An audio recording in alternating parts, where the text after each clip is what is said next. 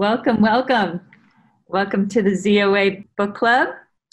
And we're very honored to have Ambassador Danon here today. Thank you so much for joining us, Ambassador. Hi, how are you? And as an introduction, we're fortunate enough to have a video, which Jackie, can you play the video? This will be our introduction to Ambassador Danon, who I'm sure everyone already knows, but you'll find a few more things that maybe some people didn't know yet. No UNESCO declaration, no empty speeches, no General Assembly resolution will ever drive us from Jerusalem.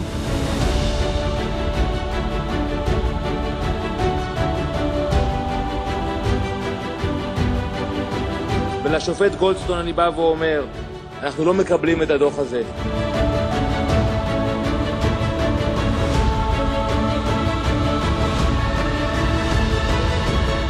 Why should Americans be concerned that Iran will take this to the next level? Look what Iran did in the past. They sponsored terrorism all over the world. למלא באמונה את תפקידי כחבר הממשלה ולקיים את החלטות הכנסת.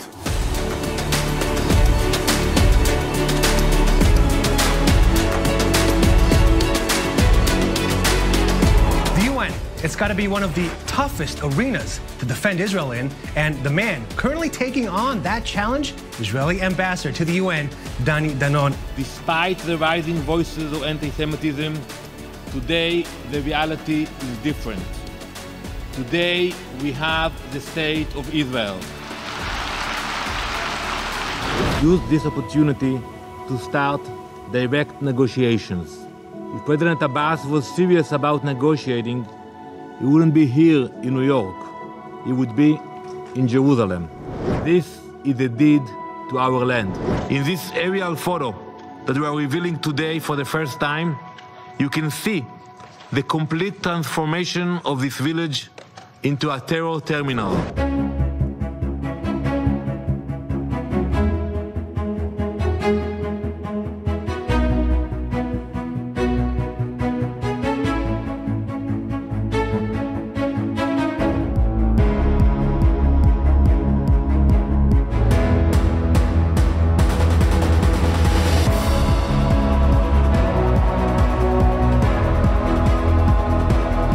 Jerusalem is our capital for 3,000 years, and no UN resolution can deny our connection to our eternal capital. Wow, you just said a mouthful there. That was chilling, Ambassador. We welcome the involvement not only of the US, but other international players, even some of the moderate Arab countries. But you need the Palestinians to be on board. And unfortunately, they prefer to go to France to come to the UN, but not to sit down and negotiate with us.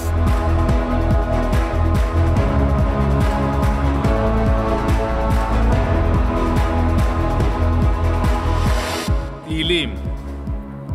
אדוני עוז לעמו ייתן. אדוני יברך את עמו בשלום. We will keep fighting until anti-Semitism is finally defeated. עם ישראל חי.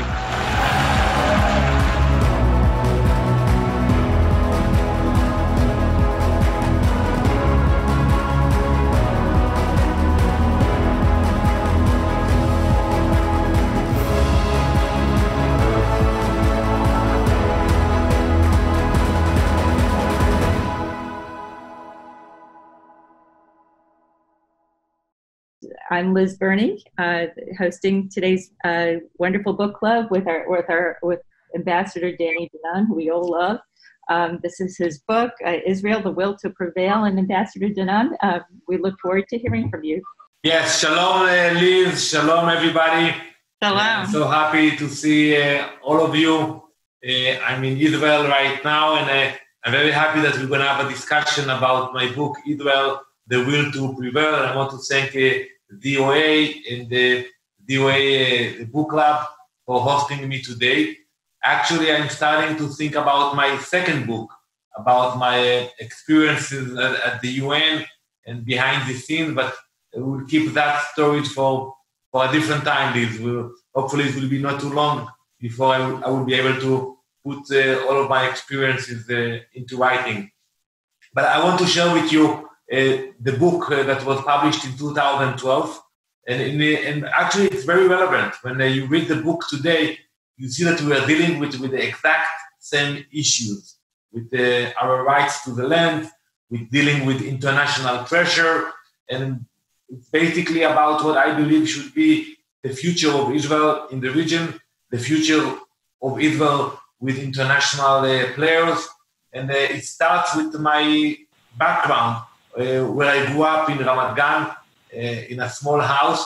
And actually over there, I started to become an activist. And the reason I did it was because of my father. And my late father was a great Zionist who immigrated to Israel from Egypt in 1950. He served in the military in one of the top units. And in 1967, he participated in the Six-Day War. And he was part of the troops that liberated the Sinai Peninsula. And in 1969, during reserve duty in the Jordan Valley, he was severely wounded in a fight with terrorists in the Jordan Valley. Everybody presumed that he was dead when he was rushed to the hospital in a helicopter to Hadassah Hospital, but he survived. He survived after 3 serious and difficult months in the hospital under coma. He survived, but he was severely wounded. So in that fight, he actually lost his hearing ability, and he couldn't hear anyone. But he managed to live with his wound, and he was managed to bring me into realizing the essence of Zionism and to be an Israeli patriot. And the way he did it was unique. He couldn't travel with me because of his physical condition, but he would actually send me to hikes, to trips, and when I would come back, I would have to tell him exactly what I did, how long it took me, and he knew every pass and every trip, every hike in Israel, and that is the way I got to learn the history of Israel, the geography of Israel, the topography of Israel, and that's what brought me to become more involved with our future. So it started in my home, and I always participated in all those competition about the knowledge or the history of the Jewish people, and many times I got into fights with my professors and my teachers in the elementary school, and I was very involved. And I think because I grew up in a very complicated situation, I became a speaker. I wasn't afraid to speak up. I recall a day when I actually walked with my father to the bank in our neighborhood, and I had to, because he couldn't speak, and I had to translate and to speak on his behalf. And I actually argued with the clerk at the bank about something on his account, and I was 5 years old. Today, when I have 3 young children, I cannot imagine that my 5-year-old daughter will go to the bank and will argue with the teller about the interest rate and why they were charging him too much. But that's what the way I grew up. I spoke up, and I learned not to be afraid.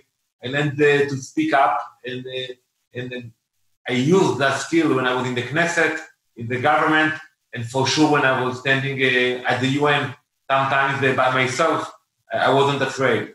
And even when I was there in December 2016, when President Obama pushed forward the shameful resolution 2334, I was in the room by myself. Nobody was there with me. Even the US, our closest ally, abandoned us. And they collaborated to push that resolution, which called our presence in Jerusalem a violation of international law. So even when I was there, my late father was not with me. He was not alive, unfortunately, back then. But I had the courage to be by myself, to look at them, and to tell them that we will prevail, we will overcome this ridiculous resolution. And little did they know that a year later, exactly a year later, I will be in the same room, and we will discuss the move of the embassy from Tel Aviv to Jerusalem. So it started at a very young age, and still today, I feel that we have to be strong and stand for our rights. And we shouldn't be ashamed about our rights. And this is the language I use all the time. And in the book, I speak about our rights, and it starts with the biblical rights. For some of you, and for me, it's enough. You know, I believe in the Bible, and it's written there, and this is our deed to the land. I know for some of you it's not enough. You would say, yeah, it's the Bible. It's so many years ago. How can you actually claim something that is written in the Bible? If it's not enough, I will challenge you to go and put forward our historical rights. And that's something you cannot argue with. It's a fact. You know, just need to read the history books, to look at the pictures, and understand that our presence in the land is a fact. And I remember when I was traveling to Israel with Ambassador Nikki Haley, we took a helicopter and we flew all over. And I told her that I would give her a gift before she would depart back to the US. And I gave her the book which speaks about what happened in Israel in 1905, 1915. And she will see that even when in Tiberias there was no food, you will find the Jews over there. Same with the presence in Jerusalem. And when you see the fact, you understand the historical connection to our land. The third issue, and Liz, you are an expert in international law, is the international law. We have rights to the land according to international law. And sometimes you are afraid to say it. But if you actually analyze the international law, you can see that you have a claim to the land. It starts with Balfour Declaration 1917. It continues with San Remo Conference in 1920. And from there, when the UN was established, they actually adapted all those resolutions. So according to the UN Charter, we have the legal right to the land, including Judea and Samaria. So we shouldn't be afraid to speak about international law. So that's something which I cover in the book as a base to speak about our rights, because many times it's not ZOA, but many of the advocates for Israel, they are too apologetic. They always try to explain and to apologize. And I think we have to be exactly the opposite. We shouldn't apologize. We have full rights to the land, and we should behave accordingly. One important part in my book, and it still is very relevant, is the relationship between Israel and the US. And you as Americans who support and love Israel, you know a lot about this issue. And the point I stress in the book, it's not an easy one. Sometimes it might not be politically correct. But the point I made in the book, that not always we Israelis have to actually follow the guidelines or the requests of our strongest ally.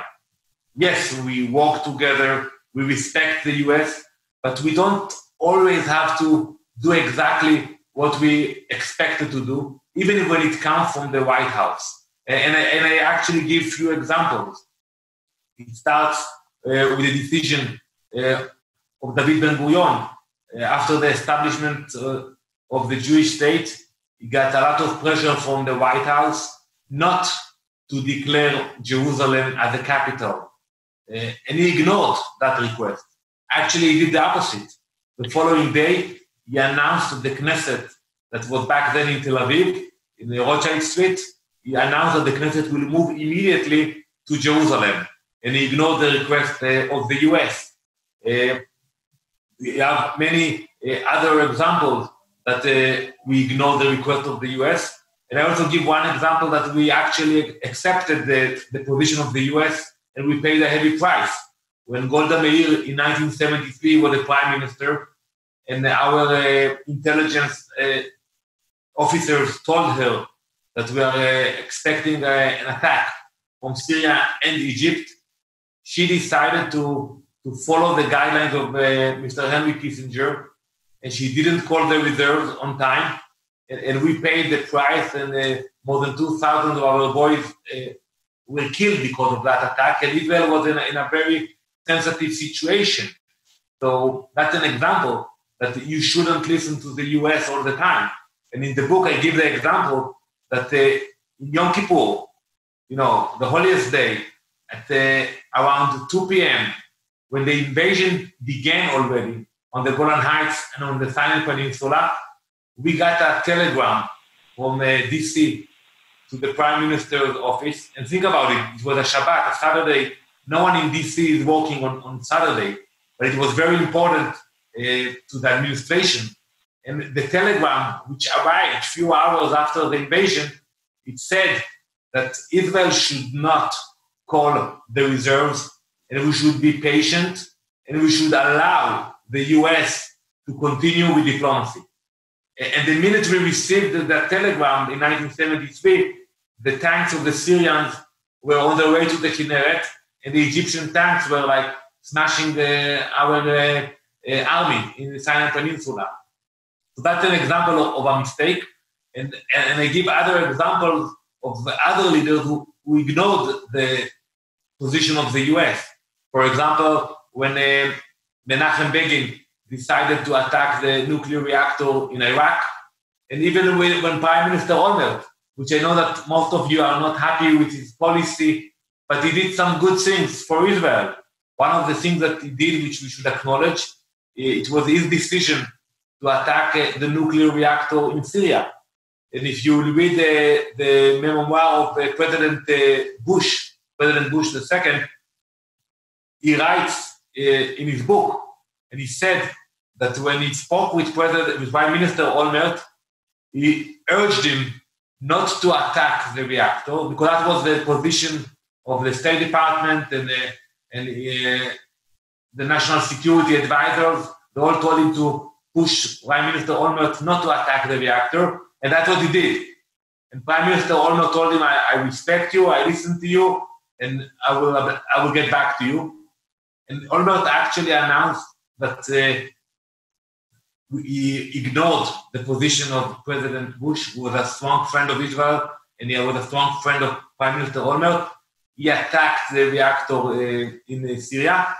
And after that, President Bush writes in his book that after this decision, the Israelis regained the respect he had for them, because they understood that when we are taking bold decisions, when we are doing the right things, we are actually being more respected by our allies. And I know that many of you are going to ask me about applying sovereignty, and it's very relevant for today because that's a crucial issue. And you know my position on that we should do it. And you always have the issue of timing, whether it was the right timing, whether it is now the right timing. And 2 years ago, I was in the UN, and I was getting ready with Ambassador Haley for the announcement about moving the embassy. And I got the question about the timing, whether it's the right timing. And I said, it should have happened many, many years ago. So for sure, it is the right timing. And despite all the threats that we heard about the US embassies that will be under siege and attacks in many countries in the Middle East, we saw that nothing happened. And it was the right decision. And we are grateful for President Trump for moving the embassy. And the same happened in the past. When Levi Eshkol decided in 1967 to apply sovereignty over parts of Jerusalem, he was condemned. It was the right decision. In 1981, Prime Minister Menachem Begin, he pushed legislation to apply sovereignty over the Golan Heights. President Reagan condemned it, he even punished Israel after. And look where we are today, where the Golan Heights is a buffer between the radicals in Syria and the Galilee. And we see that it's an important part of Israel. So my point in the book is, yes, we respect our allies. We should consult with them. We should speak with them. But at the end of the day, we have to take the right decisions for Israel. This is crucial for every leader, for every government, and it's not easy because you have a lot of pressure, but that is what you have to do. And I think today, when we speak about applying sovereignty over the Jewish communities in Judea and Samaria, it's a crucial moment. It's a moment of leadership, and I try to encourage the Prime Minister to take the right decision and not to be afraid from all those who are threatening us and trying to put pressure on the government. And when I was at the UN, I always told the Prime Minister, he should do the right things for Israel, and we will deal with the consequences in the international arena. And I think when you look at our history, what we did in the short 72 years, whenever we had the courage to take a bold decision, I think that it's something that we are not regretting in the future. Last point I want to make that I stressed in the book, and you see it's still an issue that President Trump also discussed on his peace plan, is the issue of 1 state, 2 states, 3 states. And I think that we shouldn't think about that if you don't apply the 2-state solution immediately, you will pay a price. I think, and I write about it in the book, that, sometimes people from the left are trying to scare us and are trying to push us to take the wrong decisions. And they say, if you don't do it now, immediately, then, it will happen in a year or in 5 years, and it's still the same. I think today most Israelis realize that we shouldn't rush to take any wrong decisions, and especially today. This week in Israel, we have a lot of events, and we remember what happened 15 years ago when Prime Minister Sharon deployed the Jewish communities from Gaza and the northern of the Shomron.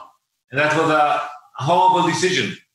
And, I remember, I was there arguing against this decision. And I remember the leaders from the international community applauding Prime Minister Sharon and saying it will bring peace to the region. And this is the right decision for peace. And look where we are today. Look what's happening in Gaza. Look at the Palestinians themselves that are suffering in Gaza. So I don't think we should make that mistake and think about the short-term applause we can get from European leaders. We have to think about the long run, whether it will be safe for the people in Israel, whether it will be good for our future, and then think about the implication in the international arena. So, when you read the book, Israel, the Will to Prevail, you see that still we are dealing with the same issues. The issues of international pressure, the issue of taking bold decisions, and how we deal with our neighbors and with the Palestinian issue. And I have to tell you that after 5 years at the UN, I learned that if you respect your religion, if you respect your heritage, and if you stand tall and proud, you get the respect of many, many leaders. I saw it myself from many Muslim leaders, that whenever I actually read from the Bible and I put the yarmulke on my head, they came up to me. They told me, Danny, we cannot publicly endorse you, but we really appreciate that you're reading from the Bible. And those were Muslim ambassadors.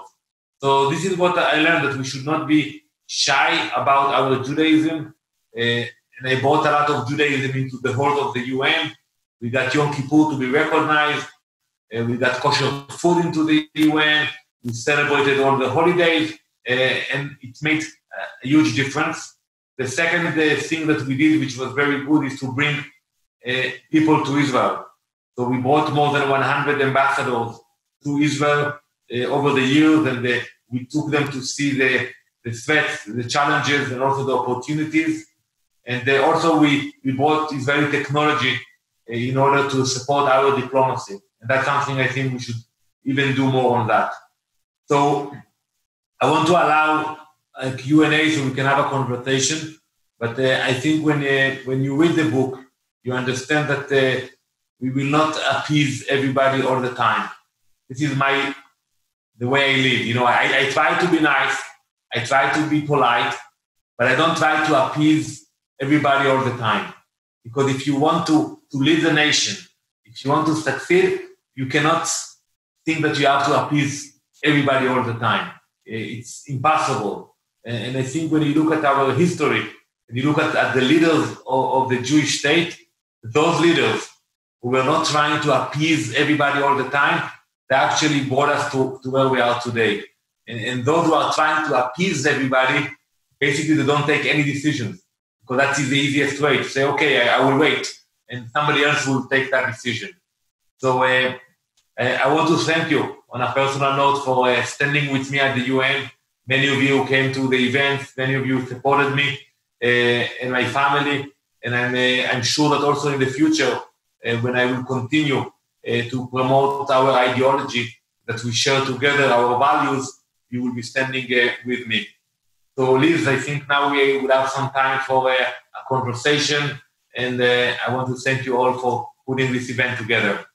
Thank you for that wonderful presentation and for your wonderful book, which I read from cover to cover and hope everybody else will too. It's really a terrific book and just such an important message that Israel has to do what's necessary, regardless of even what its best allies say. I'm going to, people, if you want to ask a question live, make sure to raise your hand. And I'm also going to try to read some questions from the chat. And by the way, in the chat, you have all sorts of wonderful comments praising you and praising what you said. I just wanted to make sure you knew that. Len Getz, you have a question. Please unmute yourself and ask your question. Len Getz, are you there? Unmuted, yes. So Ambassador Danon, we met a couple of times, and I'm very impressed with all your efforts at the UN, and you're really an inspiration to everybody here, I'm sure, on this phone call and in ZOA. I wanted to ask you, I know you're pretty much irreplaceable at the UN, but who will be the Israeli person who's going to be taking your place at the UN? And also, do you have any aspirations at this point of becoming the Prime Minister of Israel? Thank you very much, Len. So I served at the UN for 5 years. It's a lot. You know, when you look at my friend Ambassador Haley, she was serving the US for 2 years. Most ambassadors serve for 3 years. So, and I believe in term limit, not only at the UN, but also in the Israeli government. I think you should move on and allow others to come with their ideas, with their staff, and to get things done. My colleague in the government, Minister Erdan, he will be the one who will replace me at the UN. He will arrive to New York in the next few weeks, and I will do my best to help him. It's challenging now with COVID-19. You know, the UN is closed. Maybe it's good for Israel that they don't have any sessions at the UN in the near future. They cannot put resolutions in the General Assembly. So it will be challenging at the beginning for all of us. Regarding my political aspirations, I learned from a very young age that if you want to make a change, you have to be active politically. And you have to run for positions. And even at the UN, I went for positions. And I became the first Israeli to chair a UN committee. And I think we have to run. So yes, I have aspirations. I think that I come back to Israel now with skills and connections, and I still have the same values and ideology that we all share together. And I will try to make it into action and to work for the people of Israel. So it's not yet a political announcement, but it gives you a direction. And I know that I will count on all of you when the time will come to stand with me, to support me. Some of you can actually vote for me. So I know I have a lot of support coming from this Zoom call. Thank you so much. Cheryl Silver, please unmute yourself and ask your question. Cheryl, are you there? Yeah, I'm here. Yes, I was actually writing my question in case you didn't call on me. Yes, Ambassador Danon, I've been a very big fan of yours for a very long time. And in fact, I'm wondering how soon can we expect the book about your time at the UN? I've been wanting to write an article about all the historic firsts that you achieved as an Israeli ambassador while you were there. And in fact, had hoped last November to write it for the Detroit Jewish News when Michigan ZOA honored me, and we were hoping you were going to be our keynote speaker. So how is the writing going, and how soon do you think that book too will be done? So I know that Liz will actually email me and will book me for the book club if I'll tell you a date. But I started to work on that. I know it's not easy, it's a process to write a book, but I want to have all the ideas fresh and the memory that I already started the process of writing the main ideas and the main stories. I do think I have to wait not too long because, you don't want to write about people who are still in office. But for example, there are still issues that happened already. For example, what I described, the moment of the resolution 2334, that for me was very emotional. So I started with that. And most of the players are not there anymore. Unfortunately, the Russian ambassador, Vitaly Churkin, passed away. I can actually speak and say that actually the Russians were the one trying to help Israel on that vote. Ambassador Samantha Power, she left a public position. So I think I should allow a few months to work on that, and hopefully it will come out soon. And I know that you will enjoy to read the behind the scenes of my time at the UN. Oh, we'd love to have you, we'd love to have you come back when the new book is out to do a book club for it. That would really be an honor for us. Thank you. And we have a question or a comment in the chat from Malika Littman. The best time to extend sovereignty is now, while we have a pro-Israel U.S. president in the White House. We don't know what will happen in the November elections. This is something that ZOA has been pushing. As you know, ZOA is involved in a whole sovereignty campaign. We have the big posters up in Israel, on the big side of the building, and we've been doing a lot to try to promote sovereignty. Is there anything else that we can be doing to help persuade Israel to go forward with sovereignty before November? Because, we share that Ms. Littman's concern about doing this now. So I agree with you that now is the time to take action. And I think the month of August is crucial because in September we have the high holidays. October will be too close to the US elections. And I think it also depends on what's happening with the COVID here in Israel, because the Prime Minister is busy now with handling the crisis. I hope that the numbers will be much better, and then you will have more time and energy to deal with sovereignty. But I encourage you all to speak up. This is the time to take action. Many people are speaking about the opposition to sovereignty. And by the way, you know that I'm not using the word annexation, because whenever I write, in the New York Times, J-Post, I say, don't call it annexation. Right. You cannot annex something that belongs to us. Right. When Menachem Begin applied sovereignty over the Golan Heights, he said it is not an annexation. And no one can actually annex something that belongs to us. So I think applying sovereignty is crucial for us, especially now. This is the money time in month of August. So we need to put pressure on both sides of the Atlantic. I think that I will do it here in Israel. Now I'm not in public position, so I have the capability to speak up and to promote my ideas freely. And I think the more you will do, and if we will hear more people, more leaders in the US saying, yes, we actually want to see Israel doing the right thing. I think it will help the Israelis, it will help the government. And as I said before with Jerusalem, all the naysayers, they will come with threats. I don't think that at the end of the day, it will change the situation on the ground. Because even the idea to apply sovereignty, it's not to apply sovereignty on the entire area of Judea and Samaria. It will be, maybe if it was Meir heading the government, we can discuss other ideas. But the ideas that are being discussed now, it's about a very limited portion of the area where you have the major Jewish communities. And you can speak about the numbers, maybe 5, 10, 15, 20% of the land. So you are not applying sovereignty over the cities or the major populations of the Palestinians in Judea and Samaria. So I think this is the right time, and I want to ask all of you to help me on this issue, to bring this issue up this coming month of August. And I think God's will, B'ezrat Hashem, we will be able to push the government to take the right decision. Thank you so much. We will continue to do everything we can, and happy to work with you. And any other thoughts you have, please share them with us as to what we can do.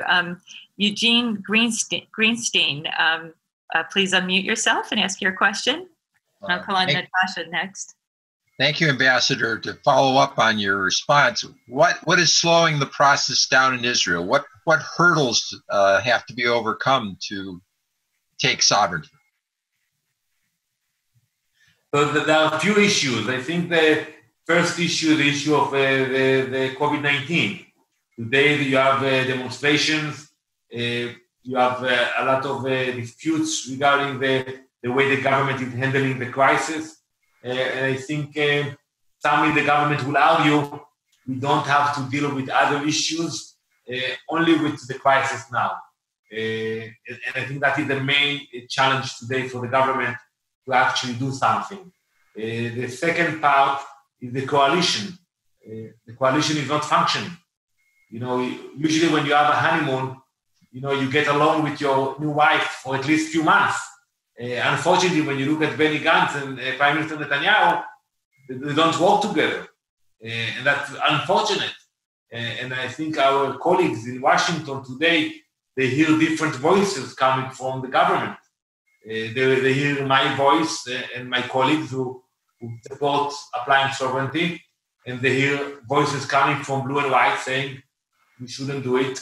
It is not the right time. So it's not easy. So I think the main two issues is the crisis, and I hope that the numbers will continue to go down in the next few days, and then it will allow the Prime Minister to shift to the next thing. And the second part is with the US. They, I think, expect that we will come with one position of the government, and they don't see it. They see all the arguments, and every day we speak about elections. And by the way, August 24th, if the government will not pass the budget, automatically we will head for another elections. So you have instability that the Americans are following also. Thank you. And Natasha Hausdorff, please unmute yourself and ask your question. Thank you very much, Ambassador, for all of your efforts and your introductory remarks, in which you mentioned the three bases that you fought Israel's case on: the biblical, the historical, and that of international law. And that's prompted me to raise an issue as a lawyer based in London and a director of UK Lawyers for Israel on the terminology with respect to the recent proposals on Area C. The chat has also demonstrated in the previous discussion that the application of sovereignty is being used as an alternative to annexation. Would you agree that in reality, what we're talking about is a rather less interesting case of the application of Israeli civilian law to parts of Area C, or proposals concerning the application of Israeli law? And would that be a better description? Because where we are talking about an application of sovereignty, there is with it a suggestion that Israel is not already sovereign. And you will know, I'm sure, of a strong basis of an international law in terms of the customary law applying at the formation of Israel's borders in 1948, which would dictate that it did inherit the territory of the British Mandate to include East Jerusalem and the West Bank. The term, the application of sovereignty, albeit a positive, I accept, alternative to annexation, leads to, I think, a great number of other problems when it suggests that Israel doesn't have a sovereign claim to that territory and needs to apply its sovereignty in this fashion. Rather to say there is underlying sovereignty and we are applying civilian law, would that, I wonder, be a preferable alternative? So I think, what you raised is very important. I would accept your terminology. I would accept that. And I think that today, once the government will decide to take action, we will get into the language, whether it will be applying sovereignty or applying Israeli law. I learned from my experience that when we are trying to appease, we are not going to appease our adversaries. They will not accept applying sovereignty, and they will not accept applying Israeli law. They will come after us and they will reject it and they will condemn us. But I do think that we should have that discussion with the legal experts. But first we have to take the decision, the crucial, bold decision about what we want to achieve. And then we can argue about the language. And by the way, when you look also on the Golan Heights, it was done in a different way. Menachem Begin, by the way, in one of his books, he writes that it was the most important day of his life. And you are talking about Prime Minister Begin, who signed the peace treaty with Egypt, who led the underground in Israel against the British mandate. And he wrote that the most important day of his life was the day he actually passed the legislation about the Golan Heights. And on the Golan Heights, what we did, we actually applied Israeli law over the Golan Heights. So I think, it's what you described, it makes sense. I think we will first have to reach the decision, and then we can actually work the details and the legal language of the legislation. Richard Nealis, please unmute yourself. Ambassador Danny Danon, it's a pleasure to listen to that name. I think of you as a warm person, as a genuinely warm person. And I'm sorry to see you go from the national stage at the United Nations. I think of you as a voice of reason in an increasingly complex world.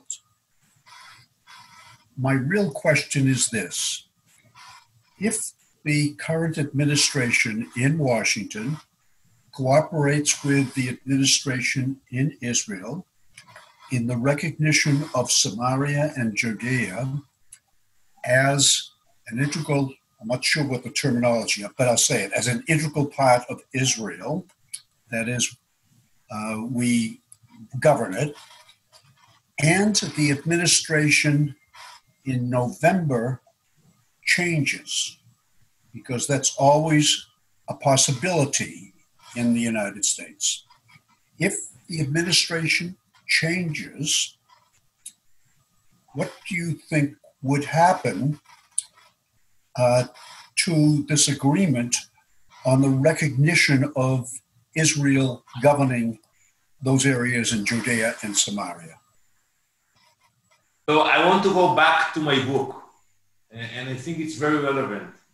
The decision about applying sovereignty should be taken in Israel, period, by the Israeli government. We should listen to our allies, we should consult with them, we should respect their opinion, but at the end of the day, it's a decision of the Israeli government.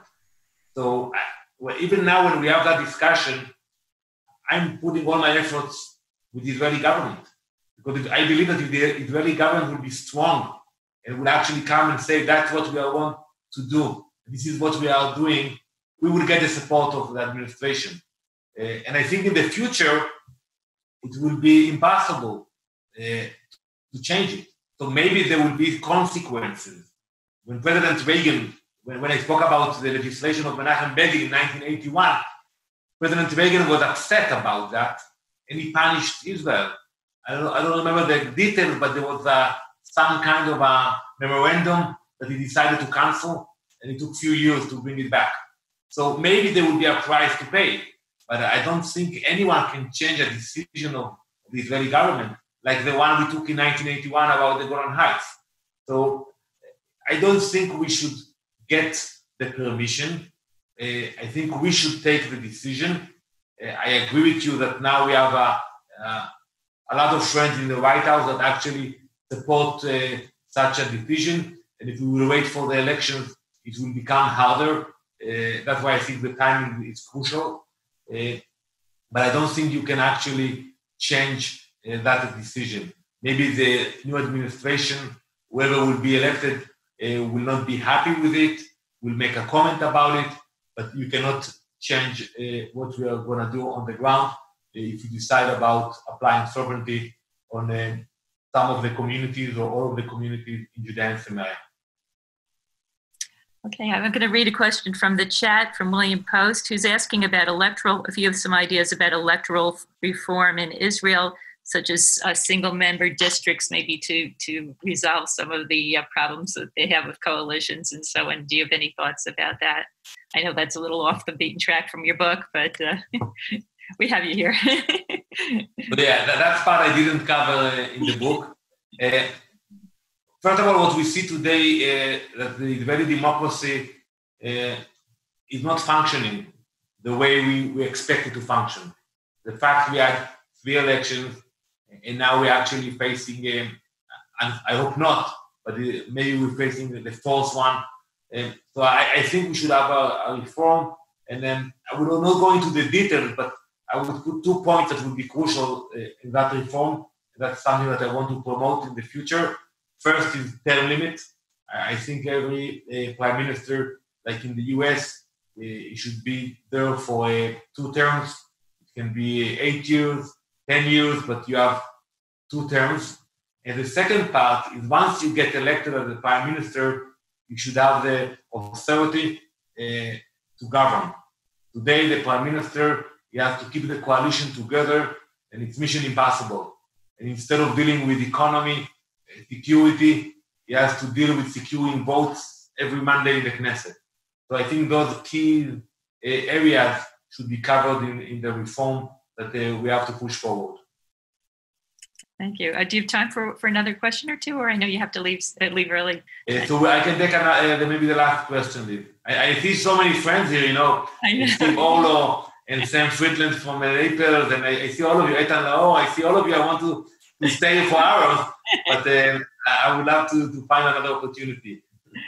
Okay, I guess somebody's, Susan Maytel is asking about sort of editor, I guess it's a question about fake news and problems and the anti-Israel bias in the news and also in the American Jewish media and what your thoughts are on that.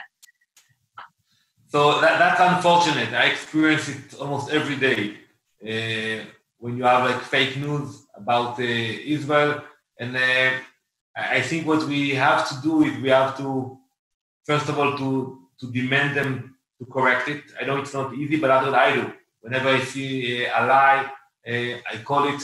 And I know that you're doing it also in ZOA. And in general, I think we should have more news outlets that will be more objective. But we have to understand that today, in the past, the reporters, they used to ask for a comment or to verify. Today, they don't bother. They just put it out there, and then we have to go and fight back the lies. So I think it's part of Zionism today is to fight those lies and not to be shy about it. And I think that ZOA is doing a great job, and I want to thank all of you for doing that. Thank you so much. And do you have any other closing remarks before you go? So I want with all of you to be very honest. Despite what we discussed, I'm optimistic. I'm optimistic about the future of Israel and about the future of the relations between the US and Israel. And I think this is my message to you that, and I saw that the UN, we have so many resolutions against Israel, but we have diplomatic relations with more than 160 countries. And we get things done with many of the Muslim countries. So we're in good shape. So, and that's something which for us is really hard because we see the fake news, we see the anti-Semitism on the rise. But at the same time, we look at Israel today and it's beautiful. It's strong, vivid, a strong democracy. So I think we should be very proud of what we achieved. And I believe that if we will speak up, be strong, committed, at the end, we will prevail. So I want to thank, I have so many friends here. I want to thank all of you. And I know that, many of you want to come to Israel, and today you cannot come to Israel. So I hope that very soon we will be in a different situation. And I would love to meet you all when you come to see us here in Israel. Thank you so much, Ambassador. Really, we very much appreciate your time and your wonderful book. And I hope everybody will buy it and read it. And it's really a great contribution to both your book and everything you've done. And the UN is such a great contribution to Israel and the Jewish people. Thank you so much. Thank you very much. Bye-bye. Thank you, everybody. Stay safe. We love you. Talk to you soon. Bye.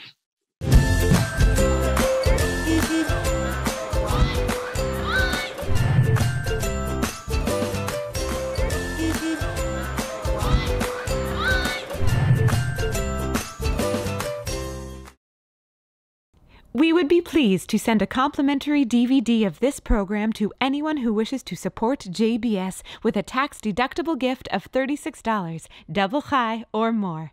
Simply visit the JBS website at jbstv.org and click on the Donate button to make a donation by PayPal or your credit card. And please indicate the program for which you would like a DVD. Or you can send your tax-deductible check to JBS, Post Office Box 360, Stamford, Connecticut 06904.